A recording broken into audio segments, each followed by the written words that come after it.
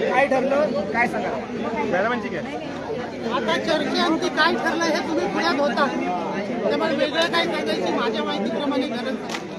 की त्या मुद्दा असा झाला की सगळ्यात महत्त्वाचं जे आहे की DI साहेबांनी सांगितलं की न्यायालयाचे आदेश आहेत त्याप्रमाणे आम्ही त्या बाईने जे नोंदवलं त्याप्रमाणे आम्ही गुन्हे दाखल केलेले आहेत. त्याचा तपास झाला पाहिजे, वेगवेगळे सेक्शन लावण्यात आलेले आहेत, त्याचा तपास झाला पाहिजे. आणि प्रश्न शहरासमोर असा आहे, शहराच्या नागरिकांसमोर असा आहे की यापुढे असे गुन्हे झाले तर त्या गुन्हेगारांना पकडायचं की नाही पकडायचं, त्याच्यावर प्रतिक्रिया द्यायची की नाही द्यायची.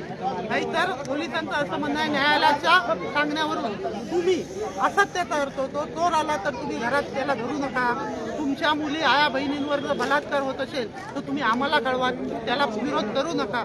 अशाच प्रकारचा मेसेज पोलिसांकडून आताच्या सगळ्या चर्चेतून मिळालेला आहे. म्हणजे तुम्हाला न्याय मिळणार आहे की नाही त्याच्यासाठी आम्ही लढाई करणार, शेवटपर्यंत करणार. ही पहिली सुरुवात आहे. जर तसं झालं नाही तर अजूनही ह्याच्यापेक्षा मोठं स्वरूप आंदोलनाचं आणि होऊ शकतं, करू शकतो आम्ही, किंवा आम्ही त्या सलूनला तिथेच बसू शकतो बंद पडेपर्यंत. काय वाटेल ते करू शकतो. आम्ही नागरिक आहोत, आमचा हक्क आहे. आणि आया बहिणींच्या रक्षणासाठी जर पोलीस यंत्रणा कमी पडत असेल तर शेवटी जबाबदारी आम्ही घेण्यासाठी आम्ही सगळे कणकवलीकर सक्षम आहोत.